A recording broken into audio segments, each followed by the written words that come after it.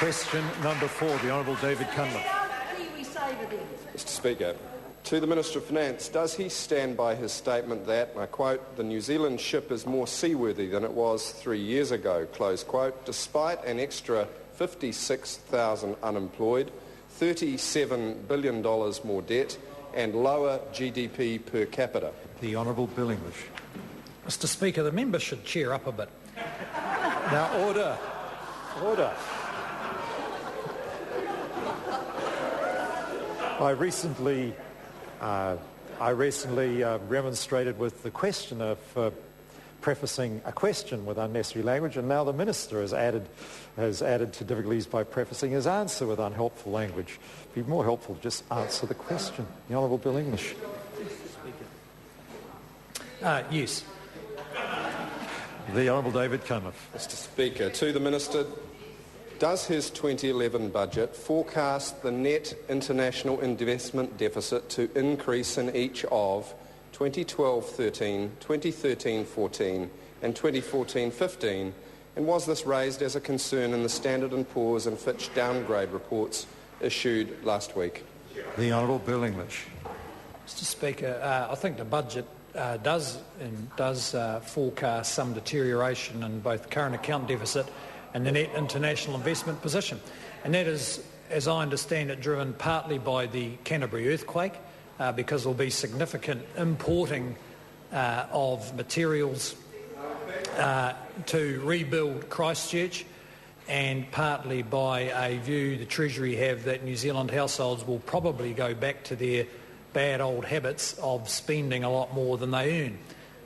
We're a bit more optimistic that New Zealanders understand how the world has changed and what they need to do to improve this economy, and there's a track record now that they're getting on with spending carefully, saving more and paying off their debt. Honourable David Cunliffe. Mr Speaker, to the Minister, does the New Zealand Income Survey released today confirm that the median wage increase last year was just 1.9% and inflation was 5.3%, implying a real terms cut in the median wage of 3.4% over the last year? The Honourable Bill English. Well, Mr Speaker, I think every time the member uses figures like that, it confirms that he's not getting to grips with the way the real world, with what's actually happening in the real world, as opposed to his own head. The fact is that the reason the inflation figure is 5% is because of the tax switch. When you take into account the impact on take-home pay of the tax changes, in fact, the after-tax median income has risen by about 7%, which is higher than the rate of inflation. Real incomes have gone up. The Honourable David Cunliffe. Supplementary. Order. To the Minister. Honourable David Cunliffe. Does the New Zealand Income Survey show that the real median income has fallen 6% after 3 years of his government, and real median incomes for Māori and Pacifica falling by 16% and 21% respectively? The Honourable Bill English. Mr Speaker, with respect to the Maori and Pacific figures, I'd have to say they must be some question marks about the plausibility of the measure if it shows that for some reason Maori who are earning income are earning 16% less, but the population as a whole is earning 2 or 3% more. In any case, in the case of after-tax incomes, Maori and Pacific who are working have higher real incomes than they did 3 years ago. The Honourable David Cunliffe. Order. The Honourable David Cunliffe. Mr Speaker, can the Minister explain why, when in the last week he has received objective reports from Standard & Poor's, from Fitch, from the Auditor-General and from the New Zealand Income Survey, all of which have showed either a downgrade or negative economic statistics, that he continues to make excuses, including blaming the weather, the previous government, seismic activity and the colour of people's ties? The Honourable Bill English. Well, Mr Speaker, the fact is, whether the Labor Party like it or not, under this government's economic management, we have been able to make considerable progress with moderate economic growth, moderate growth in incomes and significant growth in new jobs, despite the fact that there was a world recession and an earthquake whose damage is equal to 10% of GDP, the largest natural disaster proportionate to an economy. But in Labor's parallel universe, none of that occurred. And as long as they remain in that parallel universe, voters will find it hard to vote for them because the voters live in this universe. Question. I beg your pardon, Dr. Russell Norman, supplementary question. Thank you, Mr. Speaker. My question is to the Minister of Finance. Is the Minister confident that the structural elements of the New Zealand economy have turned around in light of the fact that over the last 2 years household lending is up, farming lending is flat and business lending is down? How can the structural transformation happen in light of that basic underlying activity? The Honourable Bill English. Well, Mr. Speaker, there is a structural shift, I would say, just underway. I certainly wouldn't claim that a structure of this economy that's been locked in for the last 25 years or so would have changed in a couple of months, a couple of years. But we do need to stick to the direction of growing our ability to earn income from the rest of the world and reducing our debt. And can I thank the member for his sensible and insightful questioning on economic matters, a sharp contrast to other opposition parties.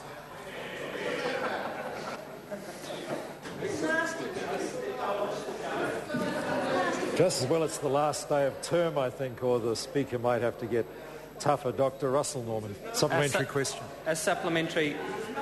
Order. Thank you, Supplementary Mr. Speaker. What has Treasury got wrong when Treasury predicts that the current account deficit will increase to over 6% of GDP by 2014-2015? What does the Finance Minister know that Treasury don't know? The Honourable Bill English. Well, it could take me all afternoon, I think, to outline the things I know that they don't. There's a few things that they know that I don't. And that's how to put together the detail of economic forecasts. That is Treasury's forecast. As I've said before, this government is a bit more optimistic that New Zealanders understand that the world has changed and that their economic behaviour needs to be different. And we think that there is ample evidence so that they have changed how they see savings and spending and debt. And if we're re-elected as a government, I would hope that the results will be better than Treasury's forecasts. Amy Adams. Thank you, Mr. Speaker. To the Minister, what economic problems did the government inherit from Labor? The point of order, the Honourable David Cunliffe. Mr. Speaker, I think you can anticipate the point of order. The Minister has no responsibility for Labor Party policy, either present or past. I'll hear the Acting Leader of the House. The question was what did the new government inherit? Yes. That's quite different to the way put by Mr. Cunliffe, and I'd suggest that the Minister of Finance does have some responsibility for the state of affairs he inherited. I'll hear briefly the Honourable David Cunliffe again. Mr. Speaker, were the question worded in terms of had the Minister seen reports of historical aggregates that would, I would submit, have been within standing orders? But as the question was phrased, using the word Labor and referring to the past policies of the current opposition, I'd submit to you it's outside standing orders. Order. I don't believe that is the case because it's been long-standing practice that ministers, because they have to deal, well, economic ministers, because they have to deal with an economic situation inherited by a government, they're entitled to report on what they found on coming to office.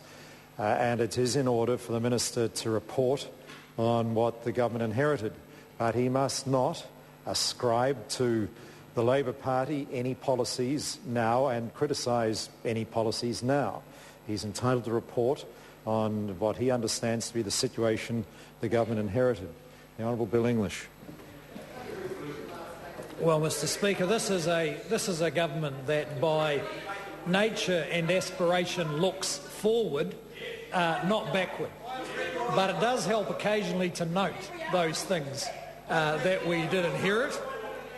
and that was government spending out of control, an export economy on its knees, a shambles of a tax system. Point of order. Point of order, the Honourable David Cunliffe. Mr Speaker, you, I think, rightly warned the Minister that in order to be within the standing orders, and you were giving him, I think, some good grace and latitude in allowing him to answer the supplementary, he would have to avoid ascribing motivation or characterising the actions of the current Labour opposition. Now, to start with language like things were out of control is pure hyperbole and incorrect.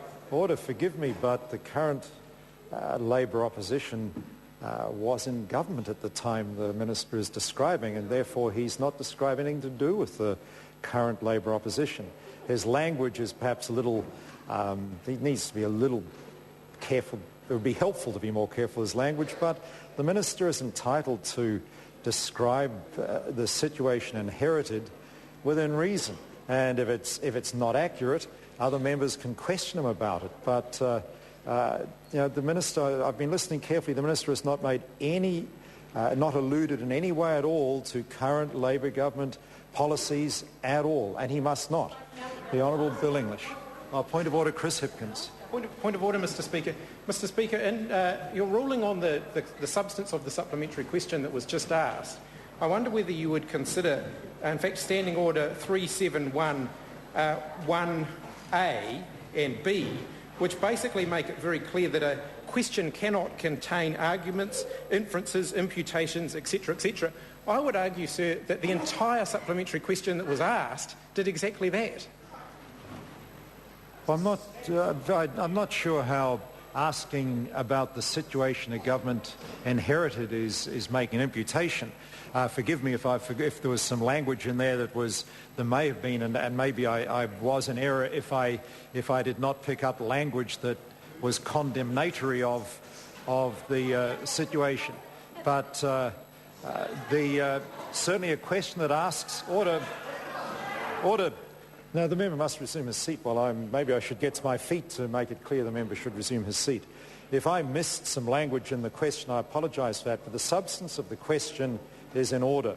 And if I missed an implied criticism, at least a stated criticism of the question, then I apologise for that. But the fundamental question was in order that the Minister is entitled to report to the House on the economic situation, or any minister, on the situation inherited by the government, but he must not cross the line of ascribing to another party in the House current policies and criticising them in any way. The Honourable Bill English, I don't believe he's finished answer, or has he finished his answer? It's a long list, Mr Speaker. Well, let's not make it too long, okay. Please. Okay. Housing speculation was out of control. Per capita GDP was falling. Finance companies were collapsing left, right and centre. Households were spending a lot more than they earned, and I could go on. Supplementary question, the Honourable David Cunliffe. Mr Speaker, which of the following economic aggregates was the Minister referring to when he described the record of the previous government as out of control? 3.4% unemployment, the lowest in the Western world. Zero net Crown debt, despite his urging to provide tax cuts to people who didn't need them. Rising GDP every year for 9 years. Surpluses, fiscal surpluses every year for 9 years, when he has run deficits every year for the last 3. Or was it the fact that median wages rose consistently, real median wages rose every year under the Labour government, in contrast to the last 3 where they have gone backwards by 6%? The Honourable Bill English. Mr Speaker, one reason that both of the people who turn up to that member's meetings don't listen to Mr Speaker, come on, get him under control. Order. It's pathetic. Order. Now, the question leaves the Minister a lot of latitude in answering. And I'm prepared as Speaker to give the Minister a lot of latitude in answering a question like that. But to start the answer that way is to go beyond reasonable latitude. There's plenty of latitude in just answering the question, because the question asked the Minister what was out of control about a whole lot of things. I'm sure the Minister's got all sorts of views about what was out of control. But to criticise the question about the number of people attending meetings is not in order. And the Minister can do better than that. The Honourable Bill English. Well, Mr Speaker, just a Point of order, the Honourable David Parker. The Minister has flouted your